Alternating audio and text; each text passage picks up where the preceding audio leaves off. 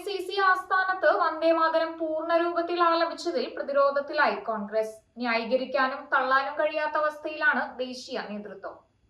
ദേശീയഗീതം പൂർണ്ണമായി പാടുന്നത് തടയാൻ സോണിയാഗാന്ധിയും മല്ലികാർജുൻ ഖാർഗെയും രാഹുൽ ഗാന്ധിയും ശ്രമിച്ചുവെന്നാരോപിച്ച് BJPയും രംഗത്തെത്തിയിട്ടുണ്ട്. ദേശീയ ആദരങ്ങളുടെ പട്ടികയിൽ ഉൾപ്പെട്ട ഗീതമാണ് വന്ദേമാതരം എന്നതിനാൽ ഗാനം തടസ്സപ്പെടുത്തുന്നത് നിയമ നടപടിക്കും കാരണമായേക്കാം. അതുകൊണ്ടാണ് വന്ദേമാതരം നിർത്താനല്ല, ഖാർഗെയ്ക്ക് കസേര കൊണ്ടുവരാനാണ് സോണിയാഗാന്ധി ആവശ്യപ്പെട്ടതെന്ന വാദം നേതാക്കൾ ഉയർത്തുന്നത്. അതേസമയം പാർട്ടി ആസ്ഥാനത്ത് നടന്ന ചടങ്ങിൽ തന്നെ പ്രഖ്യാപിത നയത്തിൽ നിന്ന് വ്യതിചലിച്ചത് അണികൾക്കിടയിലും വലിയ ആശയക്കുഴപ്പമുണ്ടാക്കിയിട്ടുണ്ട്. കേരളമൊഴികെ കോൺഗ്രസ് ഭരിക്കുന്ന സംസ്ഥാനങ്ങളിലും വന്ദേമാതരം പൂർണ്ണമായ രൂപത്തിൽ ആലപിച്ചതോടെ നേതൃത്വത്തിന് മറുപടി പറയാനാകാത്ത സാഹചര്യമാണ്.